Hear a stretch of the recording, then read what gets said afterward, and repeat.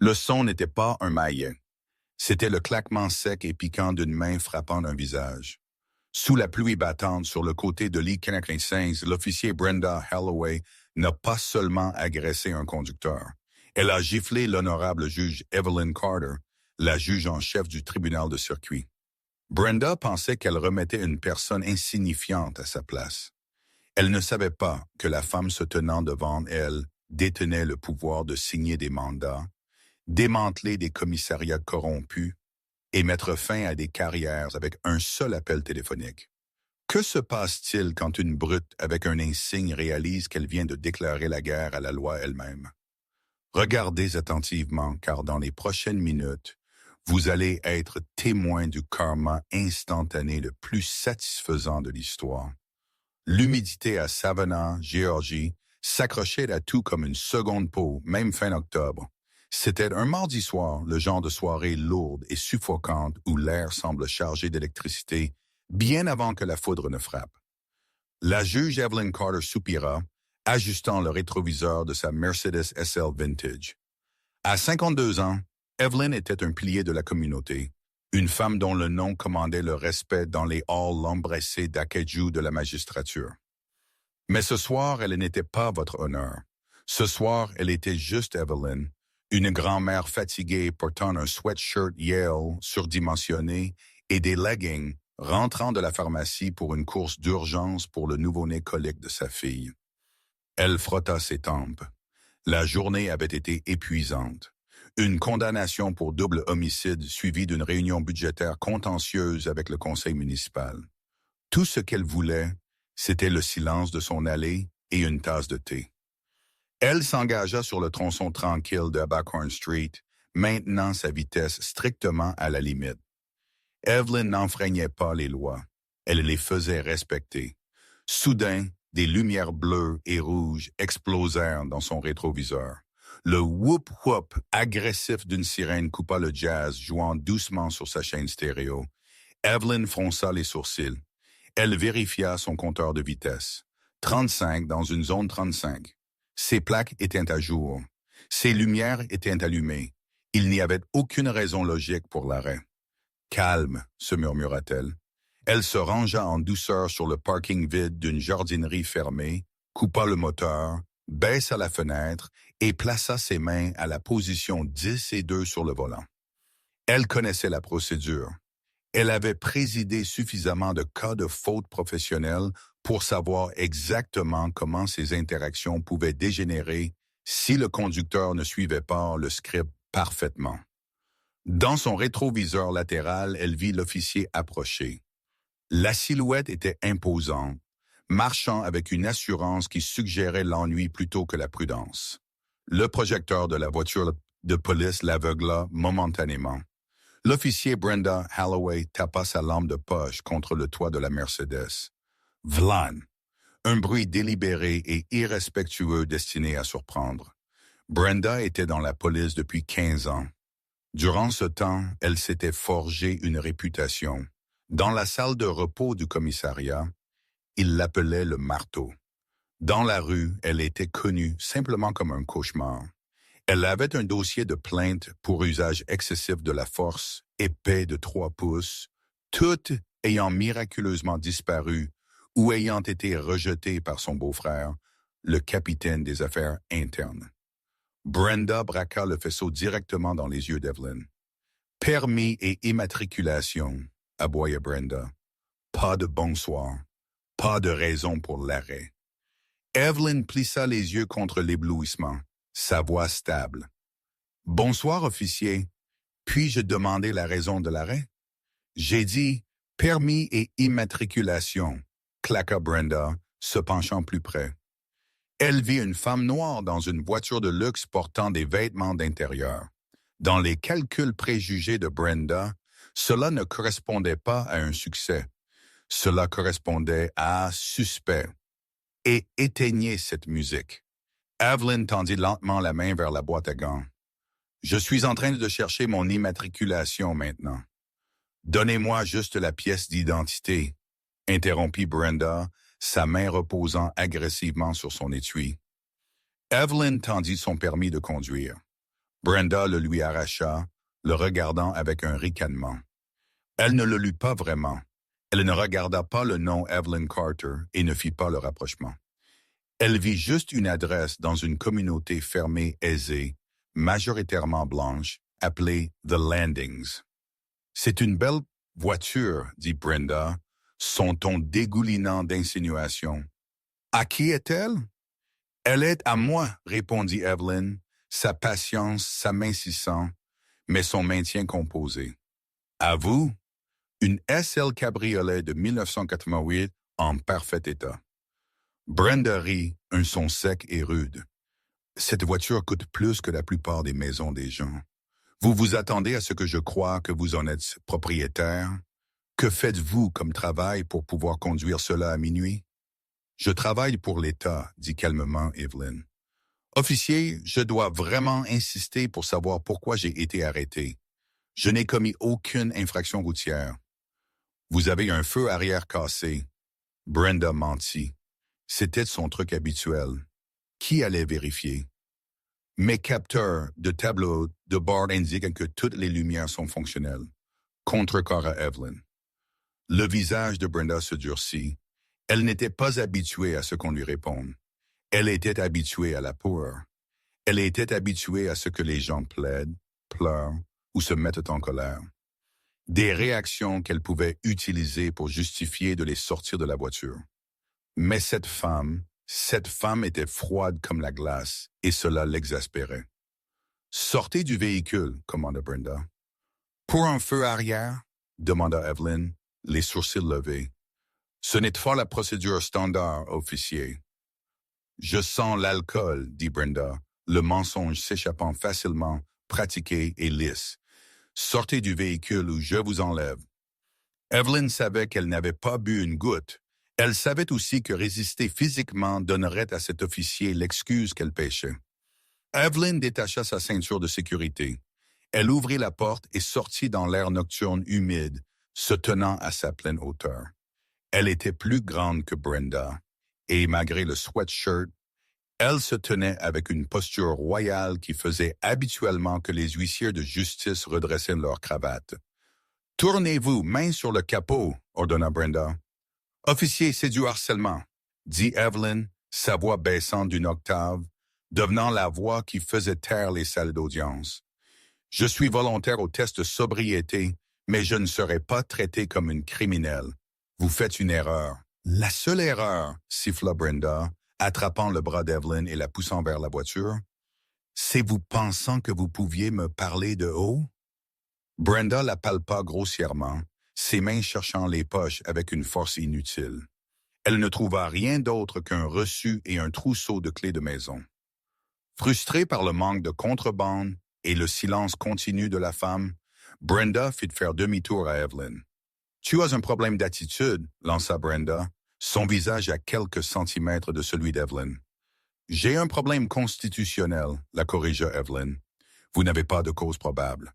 Vous avez fabriqué une infraction de feu arrière et maintenant vous fabriquez une suspicion de conduite en état d'ébriété.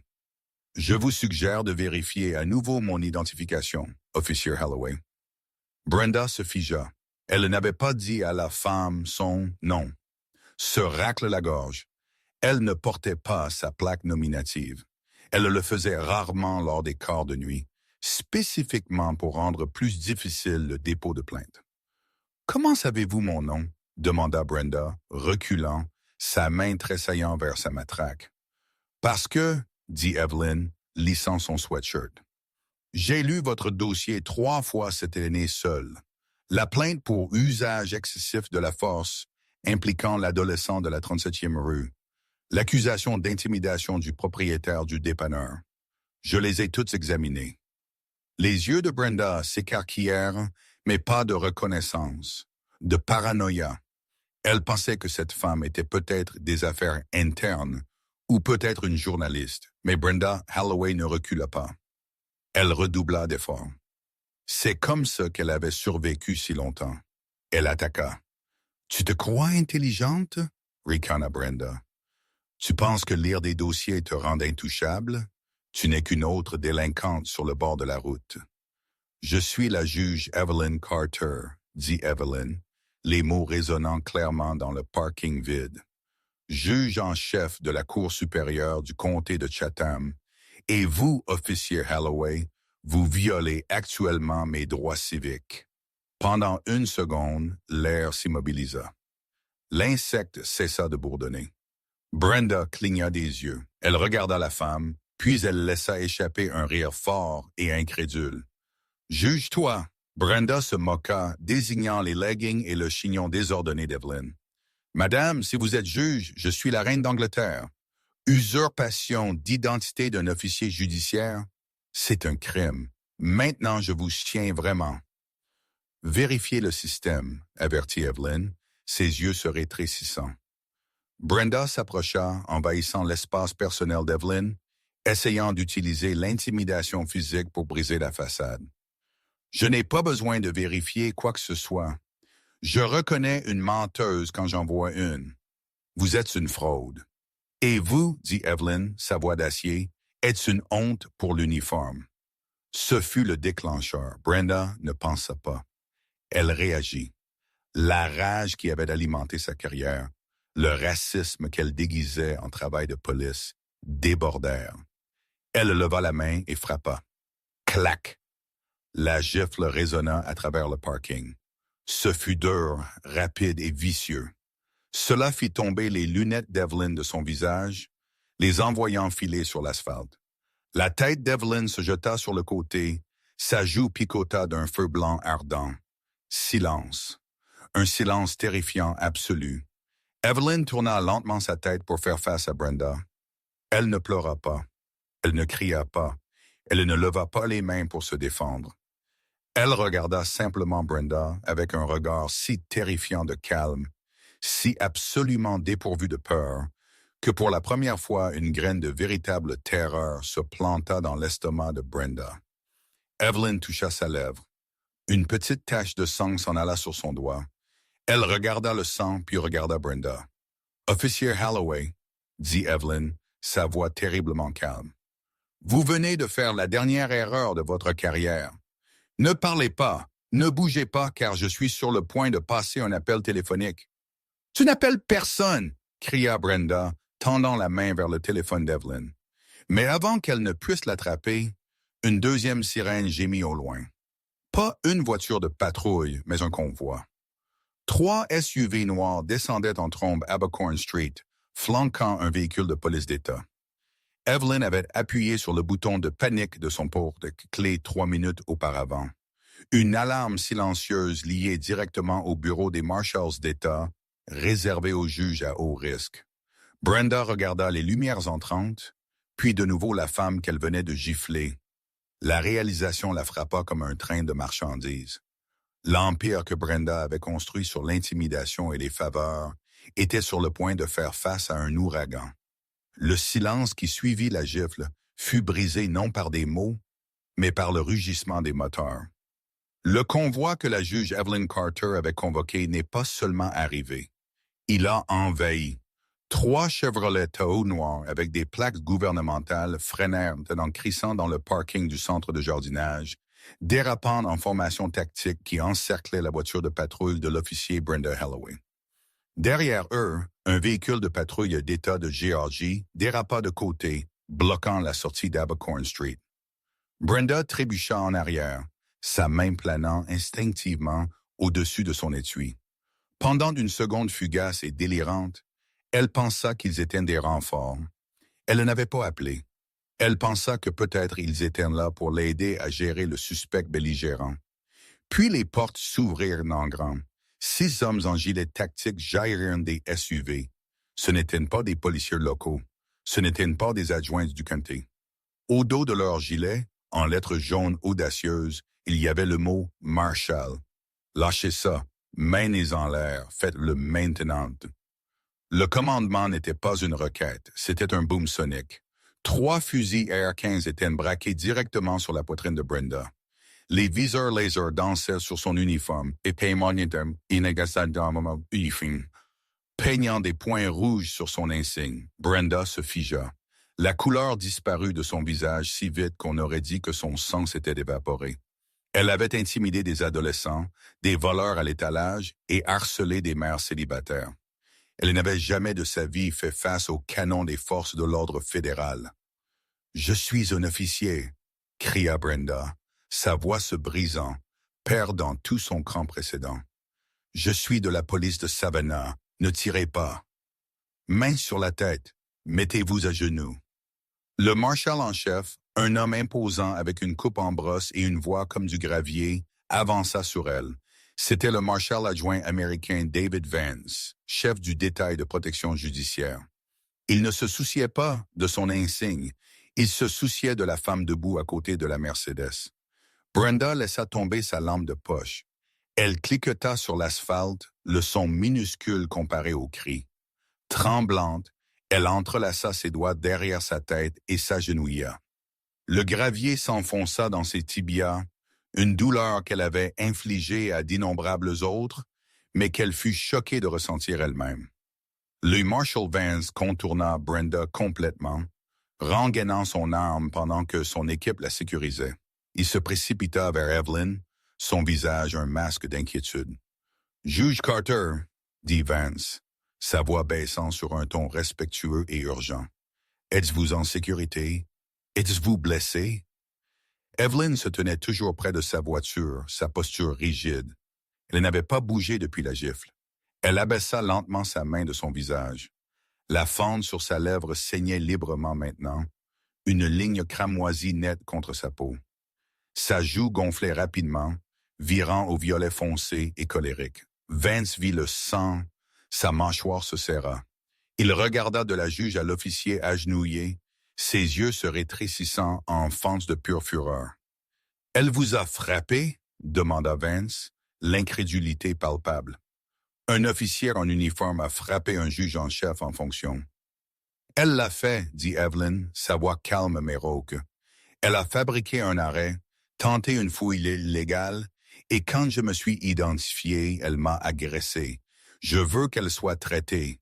Marshal Vance selon les règles. Mais je veux que ce soit fait ici. Sécuriser la suspecte, ébloya Vance à son équipe.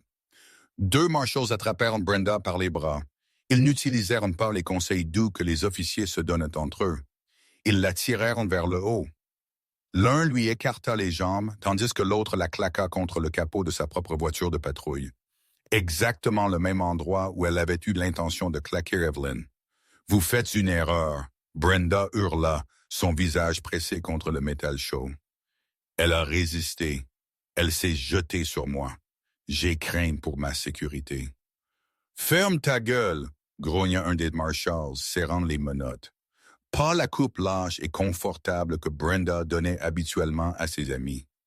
Celle-ci était assez serrée pour pincer le nerf. « Vous avez le droit de garder le silence », commença le marshal à réciter. « Et je vous suggère de l'utiliser car vous venez d'agresser un fonctionnaire protégé. » À ce moment, une autre sirène gémit. Une sirène locale familière. Une voiture de patrouille de la police de Savannah arriva sur les lieux, gyrophare clignotant. En sortit le sergent Roy Miller. Miller était le beau-frère de Brenda. Il était la raison pour laquelle Brenda avait encore un emploi. C'était un homme au cou épais avec une moustache qui n'était plus à la mode depuis 1990 et des yeux qui scannaient constamment une sortie. Il avait entendu le premier enregistrement radio de Brenda et, voyant l'emplacement GPS stationnaire trop longtemps, était venu la vérifier, s'attendant à l'aider à intimider un conducteur ivre. Au lieu de cela, il entra dans un incident fédéral. Miller s'arrêta net sur ses traces. Il vit les marshals, il vit Brenda menottée sur le capot, et puis il vit la femme debout près de la Mercedes. Il sut immédiatement qui elle était. Chaque flic de haut rang de la ville connaissait la juge Carter. Elle avait présidé l'affaire Rico qui avait fait tomber le gang du West Side. Elle était la seule juge qui ne jouait pas au golf avec le chef de la police. Miller sentit une sueur froide lui couler dans le dos.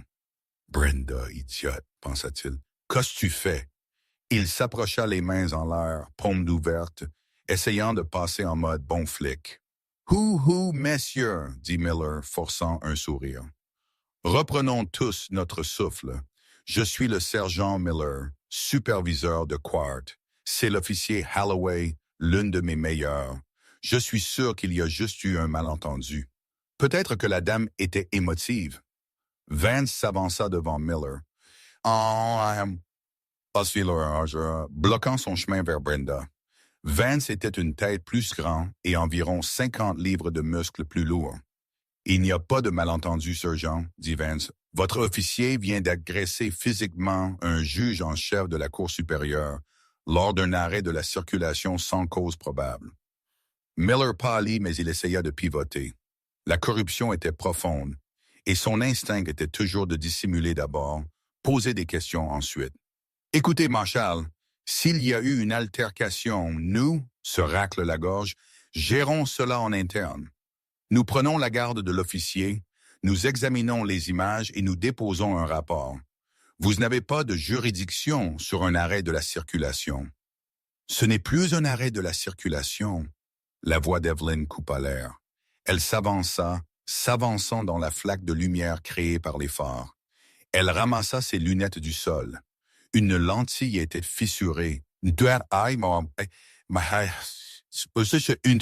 toile d'araignée de verre brisée. Elle regarda Miller. Elle ne cria pas. Elle n'eut pas l'air émotive. Elle avait l'air d'être sur le point de prononcer une peine de prison à vie. « Sergeant Miller, » dit Evelyn, « je me souviens de vous. Vous avez témoigné devant mon tribunal il y a 3 ans concernant la disparition de preuves dans l'affaire Johnson de stupéfiants. Je me souviens avoir trouvé votre témoignage manquant de crédibilité. » Miller avala difficilement. « Votre honneur, Vous voulez gérer cela en interne? » continua Evelyn, s'approchant. « Comme vous avez géré les plaintes pour usage excessif de la force contre l'officier Holloway le mois dernier. Comme vous avez géré l'incident du dépanneur. Je suis au courant des fichiers perdus, Sergeant. Je suis au courant des caméras corporelles cassées. » Les yeux de Miller balayèrent les alentours. « Votre honneur, je ne sais pas de quoi vous parlez. » « Officier Holloway. » Evelyn dirigea son attention vers la femme menottée sur le capot. « Votre caméra corporelle est-elle active? » Brenda, essayant de sauver la situation, cria. « Elle a mal fonctionné. La batterie est morte juste avant l'arrêt. »« Pratique, non? Alors, c'est ta parole contre la mienne, madame. » Brenda sourit narquoisement, même menottée. C'était son atout dans la manche. « Pas de vidéo, pas de preuves, juste il a dit. Elle a dit. Et les syndicats de police étaient doués pour gagner ces affaires. » Miller se détendit visiblement. « Vous voyez? Peine d'équipement. Malheureusement. Sans vidéo, votre honneur, il est difficile de dire qui a frappé qui. Peut-être êtes-vous tombé. » Evelyn les fixa un long moment, puis un petit sourire terrifiant effleura les coins de sa bouche, le côté qui ne saignait pas. « Vous êtes vraiment un dinosaure, n'est-ce pas, officier Holloway? » dit Evelyn doucement. « Vous pensez que le monde est encore analogique? » Evelyn pointa un doigt vers sa Mercedes. « C'est une conversion rétro-mode 2024, » expliqua Evelyn, sa voix nette. « Alors que la carrosserie est vintage 1988, les internes sont à la pointe de la technologie.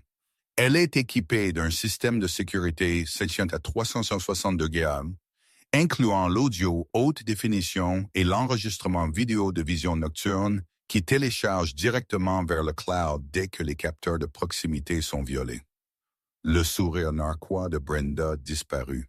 « Marshal Vance, » dit Evelyn. « Mon téléphone, s'il vous plaît. » Vance lui tendit le smartphone. Se racle la gorge.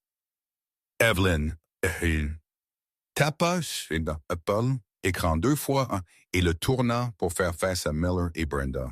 Sur l'écran se trouvait un flux vidéo limpide. Il montrait l'approche agressive de Brenda. Il diffusa l'audio.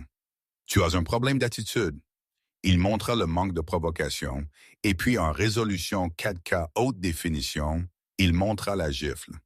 Le son du coup passa par les haut-parleurs du téléphone, net et écœurant. Mahler fixa l'écran. Il semblait sur le point de vomir.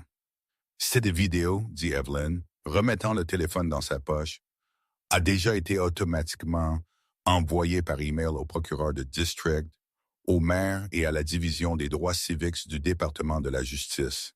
Il a été envoyé il y a 5 minutes. Evelyn s'approcha de Brenda, se penchant pour que leurs yeux soient au même niveau. Vous vouliez savoir ce que je fais comme travail, murmura Evelyn. Je démantèle les choses cassées. Et officier Holloway, vous êtes cassé. Sortez-la de ma vue, commanda Evelyn à Vance. Alors que les marshals traînaient une Brenda en pleurs et agitée vers le SUV, pas une voiture de police, mais un transport fédéral. Miller tenta un dernier mouvement désespéré. Il tendit la main vers sa radio. « J'ai besoin d'appeler le capitaine, » balbutia Miller. « Le capitaine Holloway doit savoir que sa sœur est arrêtée. »« Allez-y, » dit Evelyn, lui tournant le dos pour examiner sa voiture. « Appelez-le. Dites-lui de venir ici. J'ai un mandat d'arrêt pour lui en cours de rédaction pendant que nous parlons. » Miller se figea, la radio à mi-chemin de sa bouche. « C'est ça, » dit Evelyn, regardant par-dessus son épaule. « Pensiez-vous que je suis venu sans préparation? Ce soir, il ne s'agissait pas seulement d'un arrêt de la circulation, sergent. C'était le premier domino. La tempête au-dessus éclata finalement. La pluie commença à tomber, lavant le sang de la lèvre d'Evelyn, mais elle ne put effacer l'expression de terreur absolue sur le visage du sergent Miller. L'Empire ne s'effondrait pas seulement. Il était démoli. La cellule de détention du tribunal fédéral sur la place Teller ne ressemblait en rien à la cellule de dégrisement du commissariat local. Pas de graffiti sur les murs, pas d'odeur d'urine rance et d'eau de javel, et pas de camaraderie avec les gardes. C'était une boîte stérile et insonorisée de béton gris et d'acier inoxydable. L'officier Brenda Holloway était assise sur le banc de métal froid, frissonnant. Il lui avait pris son uniforme, l'insigne, le pistolet, la ceinture, les bottes, tout dépouillé et enregistré comme preuve. Elle portait une combinaison fédérale orange qui sentait le détergent industriel et se sentait comme du papier de verre contre sa peau. Elle avait crié pendant 1 heure.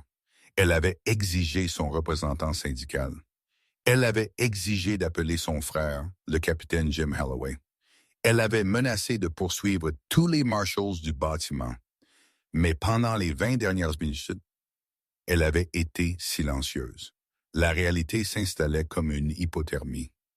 Les marshals ne l'avaient pas incarcérée à la prison du comté de Chatham, où les adjoints lui auraient donné un café et un clin d'œil, la laissant s'asseoir dans la salle de repos jusqu'à ce que la caution soit déposée.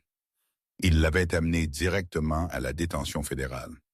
La lourde porte en acier bourdonna et s'ouvrit en grand. Brenda se leva d'un bond, attendant son avocat. Au lieu de cela, le marshal adjoint David Vance entra, portant une chaise en métal et un épais dossier. Il n'avait plus l'air en colère. Il avait l'air ennuyé, ce qui était infiniment plus terrifiant. Il plaqua la chaise au centre de la pièce, s'assit et jeta le dossier sur la petite table en métal boulonné au sol. « Vous ne pouvez pas me garder ici, lâcha Brenda, sa voix rauque. Je suis un officier de police. J'ai des droits en vertu de la Déclaration des droits des agents des forces de l'ordre. J'ai besoin de mon représentant. » Vance la regarda, ses yeux plats. « Vous n'êtes pas un officier de police en ce moment, Brenda. Vous êtes une détenue fédérale, et quant à votre Déclaration des droits, cela s'applique aux enquêtes administratives. Ceci n'est pas administratif. Ceci est criminel. » C'était un arrêt de la circulation. Brenda cria en claquant sa main sur la table. Elle a résisté. C'est ma parole contre la sienne. Vance se pencha en avant. Nous avons regardé la vidéo, Brenda. Nous l'avons tous regardée. Le procureur l'a regardée. Le bureau de terrain du FBI à Atlanta la regarde en ce moment même. Brenda se figea. FBI. Vous avez agressé un agent de liaison de district fédéral et un juge en chef, dit calmement Vance. Mais cette gifle, ce n'était que la cerise sur le gâteau. Voyez, quand la juge Carter nous a appelés, elle n'a pas seulement signalé une agression, elle a autorisé un prédicat RICO. Vance tapa le dossier. Nous surveillons le quart de nuit de la police de Savannah depuis 6 mois, Brenda. Vous, le sergent Miller, Elim et votre frère, le capitaine Holloway. Nous savions que vous détourniez de l'argent des saisies de drogue. Nous savions que vous plantez des preuves sur des conducteurs qui vous manquaient de respect. Nous avions juste besoin d'un événement déclencheur pour exécuter les mandats. Vous venez de nous donner le ticket d'or. Brenda sentit la pièce tourner, se racle la gorge. Vous avez surveillé. La juge Carter a signé l'ordre d'écoute téléphonique elle-même il y a 3 mois, révéla Vance, lâchant la bombe. Elle savait qui vous étiez la seconde où vous l'avez arrêté. Elle vous tendait un piège et vous avez mordu à l'hameçon, à la ligne et au plomb. Vance ouvrit le dossier. Il n'était pas vide. Il était rempli de transcriptions. Transcription 4B. Officier Holloway au Sergeant Miller. Juste saupoudrer un peu de crack sur le siège arrière. Il ne saura pas. J'ai besoin du paiement des heures supplémentaires au tribunal. Brenda fixa le papier, sa bouche ouverte en grand. Nous vous avons sur bande en train de fabriquer des preuves depuis 3 ans, dit Vance, fermant le dossier. Vous ne faites pas face à des accusations d'agression, Brenda. Vous faites face à la conspiration de violation des droits civiques, des violations sous couvert de la loi et du racket fédéral. Vous faites face à 20 ans à perpétuité dans un pénitencier fédéral. Brenda s'affala contre le mur, glissant jusqu'à heurter le banc.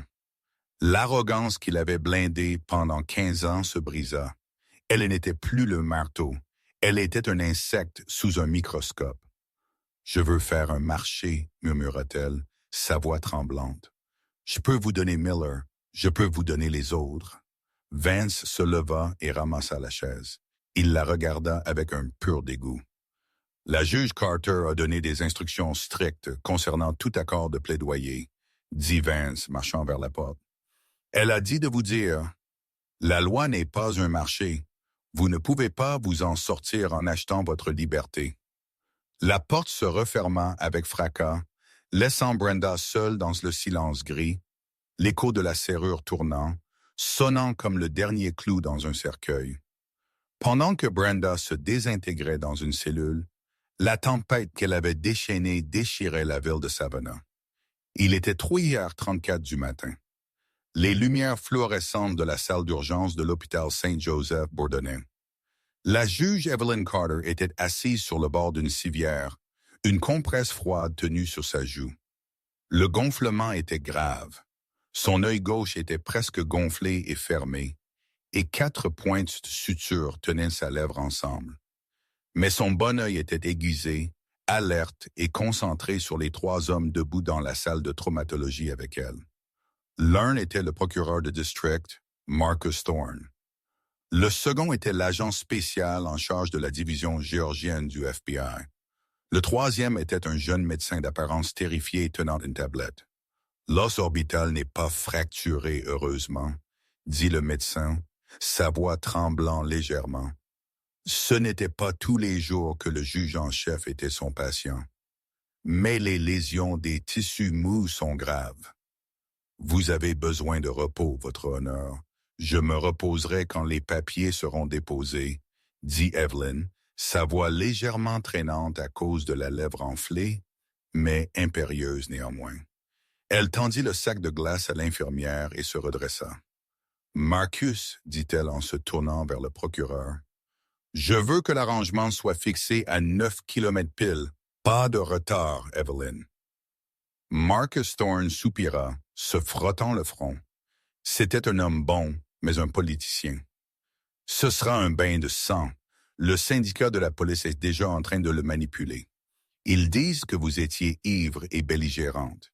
Ils font fuiter des histoires à la presse selon lesquelles vous avez abusé de votre pouvoir. » Evelyn prit son téléphone.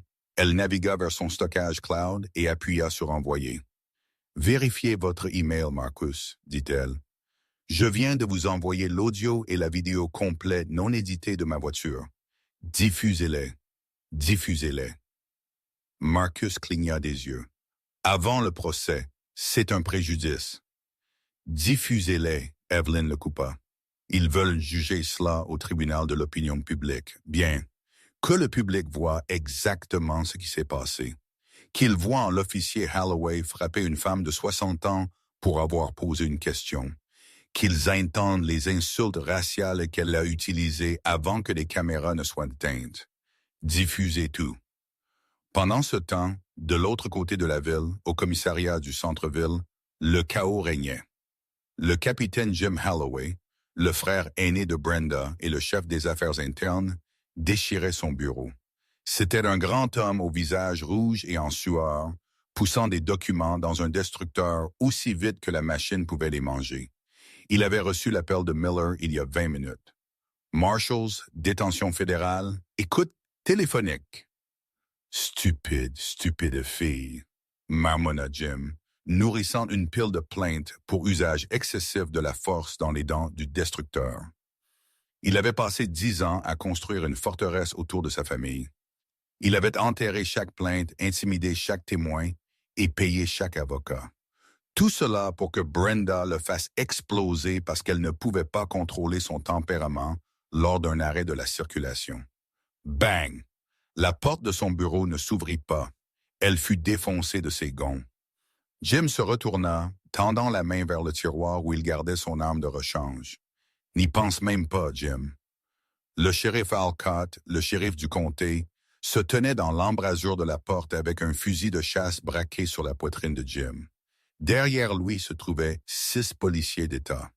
La police locale n'avait pas été digne de confiance pour ce raid. « Éloignez-vous du destructeur », ordonna le shérif Alcott. « Ceci est mon commissariat, Alcott », cria Jim essayant de bluffer. « Vous n'avez aucune juridiction ici. »« Je suis adjoint par les fédéraux, Jim », dit Alcott, entrant dans la pièce. « Et j'exécute un mandat de perquisition pour tout ce bâtiment. Éloignez-vous. » Jim regarda le destructeur puis le fusil de chasse. Il leva lentement les mains.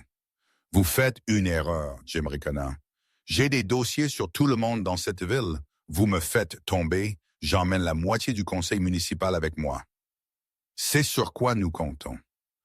Une voix vint du couloir. Evelyn Carter entra dans le commissariat. Elle portait toujours son sweatshirt Yale, maintenant taché de quelques gouttes de sang séché.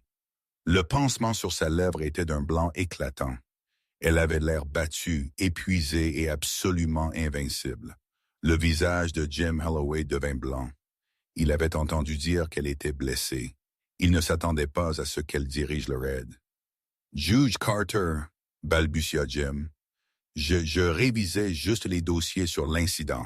Pour assurer le bon protocole, Evelyn passa devant les policiers, enjambant la porte cassée. Elle alla directement au bureau de Jim et appuya sur le bouton d'arrêt du destructeur. Elle sortit le document à moitié mangé. C'était une plainte d'une mère dont le fils avait été battu par Brenda il y a 2 ans. « Tu n'as jamais su qu'en plier, n'est-ce pas, Jim? » demanda Evelyn doucement.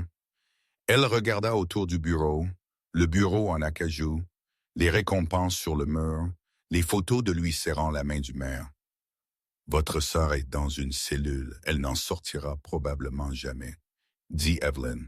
« Le sergent Miller vient de devenir témoin de l'État il y a 10 minutes pour sauver sa pension. Il dit tout au FBI. Où l'argent est caché, qui sont les fournisseurs qui vous avez payés. » Jim s'affala sur sa chaise, le combat s'épuisant en lui. Miller avait basculé. C'était fini. « Pourquoi ?» Jim murmura, la regardant. « Pourquoi aller si loin? Ce n'était qu'une gifle. Nous aurions pu nous excuser. Nous aurions pu nous arranger. » Evelyn toucha le pansement sur son visage. « Parce que, capitaine, elle se racle la gorge, dit « sa voix dure comme le diamant. » Ce n'était pas juste une gifle, c'était un rappel. Vous pensiez parce que j'étais une femme noire en sweatshirt, j'étais impuissante. Vous pensiez que la loi vous appartenait. Je suis juste ici pour la rendre au peuple. Elle se tourna vers le shérif Alcott. « Arrêtez-le, Alcott. Assurez-vous qu'il soit placé dans la population générale. Je ne voudrais pas qu'il reçoive un traitement spécial. » Alors que les policiers menottaient le capitaine, Evelyn sortit du commissariat. Le soleil commençait juste à se lever sur Savannah, projetant de longues ombres sur les pavés. Son visage battait de douleur, mais en entrant dans la lumière du matin, elle se sentit plus légère qu'elle ne l'avait été depuis des années. La pourriture était en train d'être enlevée, mais le plus dur restait à venir. Se racle la gorge, là, audience de mise en accusation. Brenda ne se laisserait pas faire sans se battre, et elle avait engagé l'avocat de la défense le plus ignoble et le plus cher de l'État, un homme connu sous le nom de Requin. Le tribunal du comté de Chatham était assiégé. À 8h30 du matin, des fourgonnettes d'information de CNN, Fox et MSNBC étaient garées sur 3 rangées dans la rue. La vidéo d'Evelyn était devenue virale. Elle avait 10 millions de vues en 4 heures. Le hashtag #LuciaJudgeCarter était en vogue dans le monde entier. L'image de la gifle rejouée au ralenti sur chaque chaîne avait déclenché une tempête de feu. La salle d'audience pour la mise en accusation était bondée. Chaque siège était pris. La salle de débordement était pleine. Dehors, une foule de milliers de personnes scandait. Pas de justice, pas de paix. Brenda Holloway fut conduite dans la salle d'audience par la porte latérale. Elle ne portait pas son uniforme. Elle était dans la combinaison orange, menottée à la taille. Elle avait l'air hagarde, ses yeux rouges d'avoir pleuré, mais sa mâchoire était fermement serrée. Assis à côté d'elle se trouvait Arthur le requin Sterling. C'était un petit homme en costume à 3000 $ avec un sourire qui n'atteignait pas ses yeux.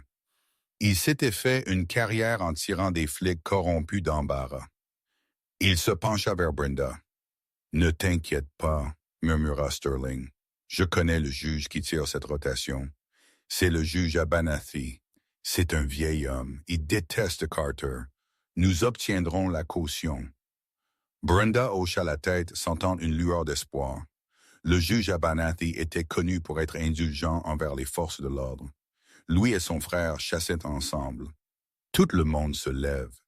La voix de l'huissier retentit. Brenda se leva, lissant sa combinaison, essayant d'avoir l'air respectueuse. Elle regarda la porte derrière le banc, attendant que le vieux juge aux cheveux blancs Abernathy sorte. Mais Abernathy ne sortit pas. Au lieu de cela, la porte s'ouvrit et une femme passa. Elle était jeune, à peine 40 ans, avec des traits acérés et des yeux qui scannaient la pièce comme un radar.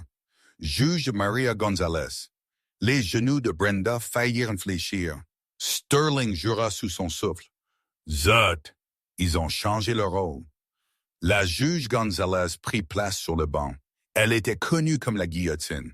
Elle était juste, mais elle avait une tolérance zéro pour la corruption, et la rumeur disait qu'elle idolâtrait Evelyn Carter. « Asseyez-vous, » dit Gonzalez, sa voix nette.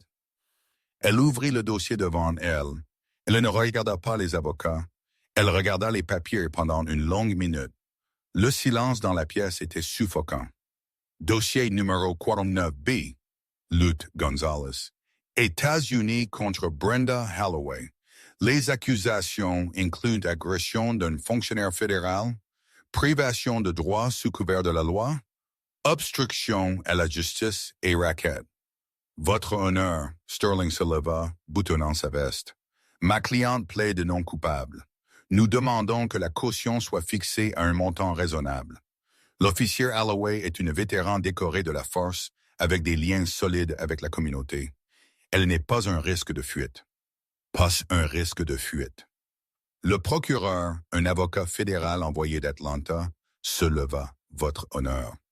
La défenderesse a accès à des comptes offshore financés par des produits de stupéfiants illégaux. Son frère, qui serait sa chitty, a été arrêté ce matin pour avoir dirigé une entreprise criminelle au sein du département de police. La juge Gonzalez regarda Sterling. Est-ce vrai, conseiller?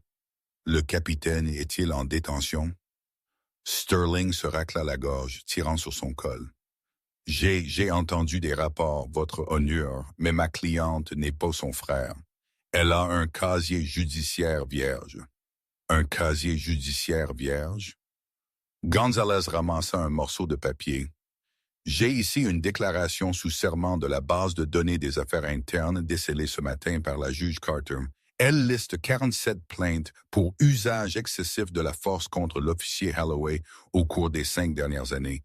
Toutes les 47 ont été rejetées par le capitaine Holloway, maintenant incarcéré. Un halètement traversa la salle d'audience. Brenda se recroquevilla sur son siège. « C'est de ouï dire. » Sterling objecta. « C'est une preuve d'un modèle, » Gonzalez claqua. Elle tourna son regard vers Brenda. « Mademoiselle Holloway, veuillez vous lever. » Brenda se leva, ses chaînes cliquetant. « Dans ce tribunal, » dit Gonzalez, « nous tenons les officiers de la loi à une norme plus élevée, pas une plus basse.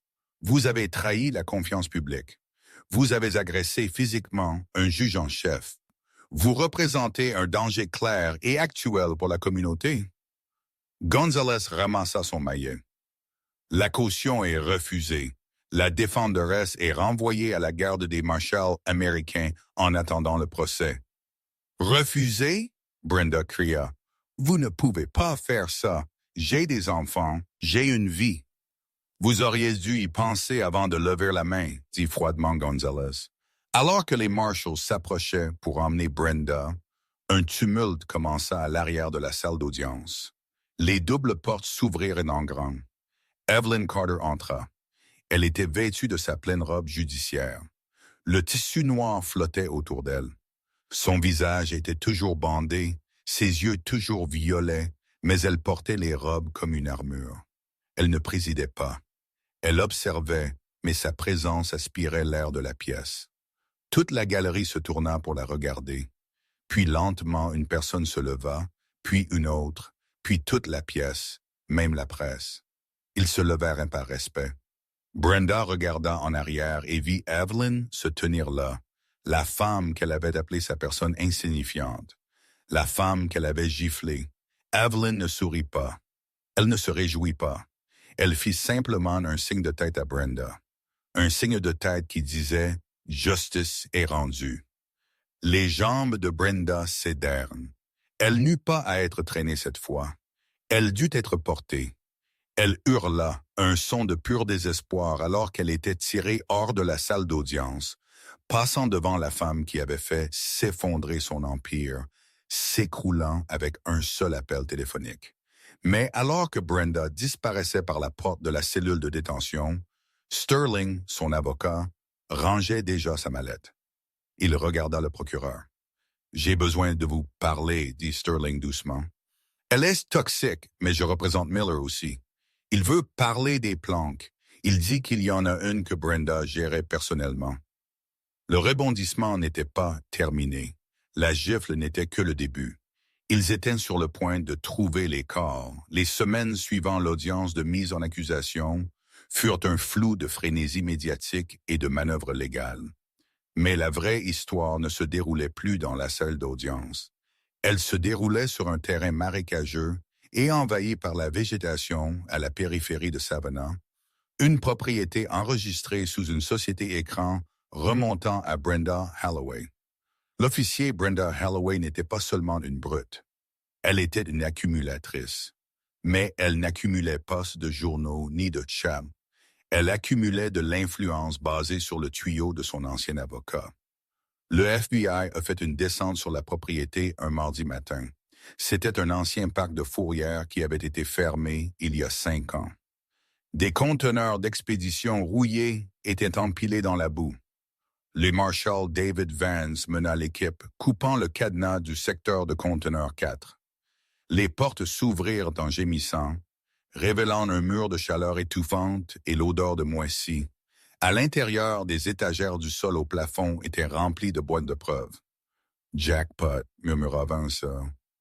Ils ont trouvé des armes avec des numéros de série limés. Ils ont trouvé des sacs d'argent totalisant plus de 2 millions de dollars.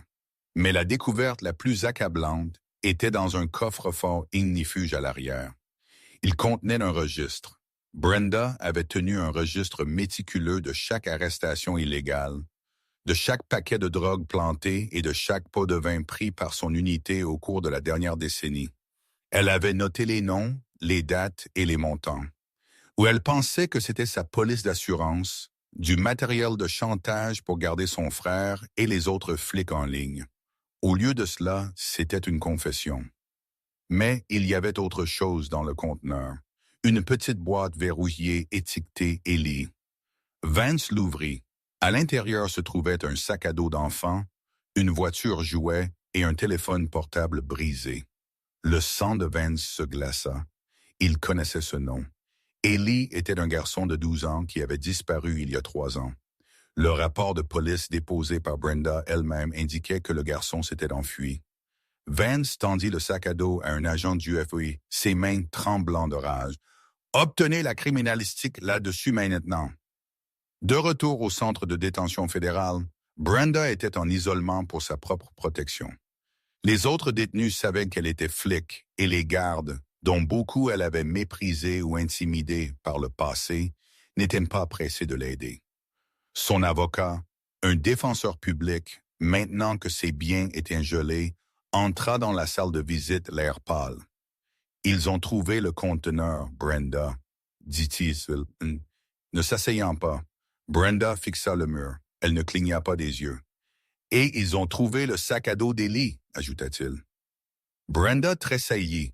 C'était la seule chose qu'elle craignait vraiment. Le garçon ne s'était pas enfui. Il avait vu Brenda prendre un pot de vin d'un dealer. Elle l'avait chassé. Il était tombé dans le canal. Elle ne l'avait pas sauvé. Elle l'avait regardé se noyer, puis avait caché son sac pour couvrir ses traces. « C'était un accident, » murmura Brenda, les larmes coulant enfin sur son visage. Pas des larmes de remords, mais des larmes d'auto-apitoiement. Je ne voulais pas qu'il tombe. « Ça n'a pas d'importance, » dit l'avocat, fermant sa mallette. Règle du meurtre criminel. Une mort est survenue pendant la commission d'un crime. Ils améliorent les accusations. Le procureur ne cherche plus 20 ans, Brenda. Il la regarda avec pitié et répulsion. Il recherche de la perpétuité sans possibilité de libération conditionnelle. 6 mois s'étaient écoulés depuis la descente sur le parc de Fourrière, mais la chaleur à Savannah n'avait pas cédé. Au contraire, elle s'était intensifiée, concentrée entièrement dans les 4 murs de la salle d'audience 4B. Le procès États-Unis contre Brenda Holloway était devenu un spectacle national. La salle d'audience était une cocotte minute. La climatisation luttait contre la chaleur corporelle de la galerie bondée. Journalistes, militants des droits civiques et familles des victimes de Brenda se pressaient tous sur les bancs en bois. Brenda était assise à la table de la défense, un fantôme d'elle-même. La combinaison orange pendait lâchement sur sa silhouette. Ses cheveux, autrefois tirés en un chignon sévère et intimidant, étaient maintenant mous et grisonnants. Elle refusa de regarder la galerie. Elle fixa le grain de la table, ses mains tremblant de manière incontrôlable. Elle savait qui était assise au premier rang directement derrière l'accusation, la mère d'Ellie, serrant une photo encadrée de son fils. Se racle la gorge. Le procès avait été une parade de trahison. La stratégie de l'accusation fut brutale et efficace. Ils démantelèrent la vie de Brenda, pièce par pièce, en utilisant les personnes qu'elle avait autrefois contrôlées. Le coup le plus accablant vint le 3e jour lorsque l'ancien sergent Roy Miller prit la barre. Miller, portant un costume bon marché et ayant l'air 10 ans plus vieux, évita le regard de Brenda alors qu'il détaillait les rouages internes du corps de nuit. Elle appelait ça la dîme, Miller témoigna, sa voix à peine un murmure dans le microphone. Tout argent saisi à un dealer, Brenda prenait 20% au sommet avant de l'enregistrer.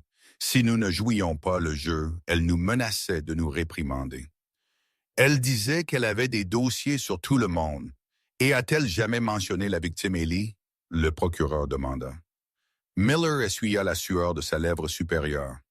Une fois qu'elle était ivre à la fête de Noël du commissariat, elle dit, « Les fils lâches se nouent si on les tient sous l'eau assez longtemps. » Un halètement collectif aspira l'air de la pièce. Brenda ferma les yeux hermétiquement, une larme s'échappant. La trahison piquait plus que les menottes. Miller, son beau-frère, l'homme qu'elle avait protégé, enfonçait les clous dans son cercueil pour sauver sa propre peau. Mais le crescendo du procès fut le témoignage de la juge Evelyn Carter. Quand Evelyn entra dans la salle d'audience, les mouvements et les chuchotements s'arrêtèrent instantanément. Elle ne marchait pas avec l'arrogance d'une conquérante, mais avec la dignité tranquille d'une survivante. Elle prit la barre, prêta serment et s'assit les mains jointes sur ses genoux. La cicatrice sur sa lèvre était pâle maintenant, une fine ligne blanche. Mais sous les dures lumières de la salle d'audience, c'était une marque de sa résilience. L'avocat de la défense publique de Brenda, un homme nommé M. Clark, qui avait l'air de préférer être n'importe où ailleurs, fit de son mieux pour la déstabiliser. C'était une tentative désespérée et agitée. Juge Carter, commença Clark, arpentant nerveusement. Vous admettez avoir examiné le dossier de l'officier Holloway avant la nuit en question. N'est-il pas vrai que vous êtes sorti cette nuit-là à la recherche d'une bagarre? Que vous avez utilisé votre influence et votre véhicule de luxe pour piéger un officier travailleur? Evelyn ajusta ses lunettes. Elle regarda Clark, puis tourna lentement son regard vers Brenda. Le silence s'étira pendant 10 secondes. Une éternité dans un procès. Monsieur Clark, dit Evelyn, sa voix mélodique mais ferme, projetant jusqu'au fond de la pièce sans microphone. Je ne suis pas sorti chercher une bagarre. Je suis sorti pour du lait maternisé. J'étais une grand-mère faisant une course. Le fait que je conduisais une voiture que j'ai travaillé 30 ans pour m'offrir n'est pas un piège. C'est le rêve américain. Elle se pencha légèrement en avant. L'officier Holloway ne m'a pas arrêté parce que j'ai enfreint une loi. Elle m'a arrêté parce qu'elle ne pouvait pas concilier mon visage avec mon véhicule. Elle a vu une cible et non une citoyenne. Et quand j'ai osé exercer mes droits constitutionnels, des droits que j'ai juré de défendre, elle a répondu par la violence. Si ma connaissance de la loi est une arme, conseillée, alors peut-être que votre cliente aurait dû venir à la bataille armée d'autre chose que de l'intolérance et d'une matraque. L'accusation se reposa. La défense n'avait rien. Pas de témoins, pas d'alibi, juste l'écho creux des propres insultes enregistrées de Brenda jouant en boucle pour le jury. Les délibérations ne durèrent que 4 heures. Quand le jury revint, le président, un instituteur d'âge moyen, se leva. Ses mains étaient fermes. « La défenderesse, veuillez vous lever » commanda la juge Gonzalez. Brenda se leva. Ses jambes se cinctaient comme de l'eau. Elle agrippa la table pour éviter de s'effondrer. Au chef d'accusation 1, agression aggravée sur un fonctionnaire fédéral, lut le président. Nous déclarons la défenderesse coupable. Brenda laissa échapper un petit sanglot. Au chef d'accusation 2, privation de droit sous couvert de la loi. Coupable. Au chef d'accusation 3, racket et corruption. Coupable. Les culpabilités continuaient d'arriver, rythmiques et implacables, comme des coups qu'elle ne pouvait pas bloquer. Mais la pièce retint son souffle pour le dernier chef d'accusation. Au chef d'accusation 7, meurtre criminel au second degré concernant la mort d'Élie Vance. Coupable. La mère d'Élie cria, un son de pur soulagement agonisant, enfouissant son visage dans ses mains. Les genoux de Brenda fléchirent finalement, et elle s'affala sur sa chaise, couvrant son visage. L'audience de condamnation eut lieu 3 jours plus tard. Ce fut l'acte final de la tragédie que Brenda s'était écrite. La juge Gonzalez ne mâcha pas ses mots. Elle regarda Brenda depuis le banc, son expression illisible. « Brenda Holloway, » commença Gonzalez. « On vous a donné un insigne, une arme et la confiance de cette ville. Vous avez utilisé l'insigne comme bouclier pour vos crimes et l'arme comme outil de terreur. Vous avez construit un empire sur la souffrance des personnes que vous avez juré de protéger. » Gonzalez marqua une pause, laissant le poids du moment s'installer. Vous avez demandé clémence, vous avez demandé à la Cour de considérer vos années de service, mais votre service était un mensonge. La seule vérité dans votre carrière fut la violence que vous avez infligée. Pour les accusations de racket et d'agression, je vous condamne à 30 ans de prison fédérale. La tête de Brenda se releva brusquement. 30 ans. Elle aurait 40 ans à sa sortie. Cependant, continua Gonzalez, sa voix durcissant jusqu'à voler. Pour la mort d'un garçon de 12 ans dont vous avez volé la vie et dont vous avez tenté d'effacer la mémoire. Je vous condamne à la prison, à vie en prison fédérale, sans possibilité de libération conditionnelle. Non, Brenda cria, la réalité brisant son calme restant. S'il vous plaît, je ne peux pas mourir là-dedans. Veuillez l'emmener, ordonna Gonzalez. Deux marshals s'avancèrent. Ils étaient efficaces et froids. Ils hissèrent Brenda par les bras. Elle donna des coups de pied et hurla, un son primal de désespoir qui résonna sur les murs d'acajou. C'était le son d'une brute qui avait finalement rencontré une force qu'elle ne pouvait pas intimider. Alors que la lourde porte latérale se refermait coupant ses cris, un silence profond descendit sur la salle d'audience. Ce n'était pas un silence vide, c'était lourd de clôture. Evelyn Carter se leva, elle lissa ses robes, ramassa son sac à main et marcha jusqu'à l'allée. Elle s'arrêta brièvement à la rangée où était assise la mère d'Ellie. Les deux femmes ne parlaient pas. Evelyn tendit simplement la main et serra la main de la mère. Une reconnaissance silencieuse. C'est fait. Evelyn sortit du palais de justice et entra dans le soleil aveuglant de l'après-midi. Les journalistes criaient des questions. Les caméras clignotaient, mais elle les ignora tous. Elle marcha vers sa Mercedes vintage, déverrouilla la porte et se glissa sur le siège en cuir. Elle vérifia son reflet dans le rétroviseur. Le visage qui la regardait était plus vieux, fatigué et cicatrisé, mais il était invaincu. Elle démarra le moteur. La radio s'anima, jouant une douce trompette de jazz. Evelyn s'accorda une seule grande inspiration, exhalant la tension des 6 derniers mois. L'Empire s'était effondré. La tempête était passée. Elle mit la voiture en marche et s'éloigna du trottoir, laissant le palais de justice et Brenda Holloway dans son rétroviseur pour toujours. Wow! D'une brute avec un insigne à une prisonnière à vie dans une cellule fédérale, Brenda Holloway pensait qu'elle était intouchable. Mais elle a appris à la dure que quand on frappe le visage de la justice frappe plus fort. Qu'avez-vous pensé de la réaction de la juge Carter? Auriez-vous été capable de rester aussi calme? Faites-le moi savoir dans les commentaires ci-dessous. Si vous avez apprécié cette histoire de karma instantané et de justice rendue, veuillez écraser sur ce bouton.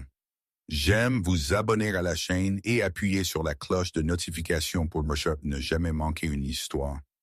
Nous publions de nouveaux drames chaque semaine. Merci d'avoir regardé et n'oubliez pas d'être gentil, de suivre les règles et de ne jamais sous-estimer la personne à qui vous parlez. À la prochaine.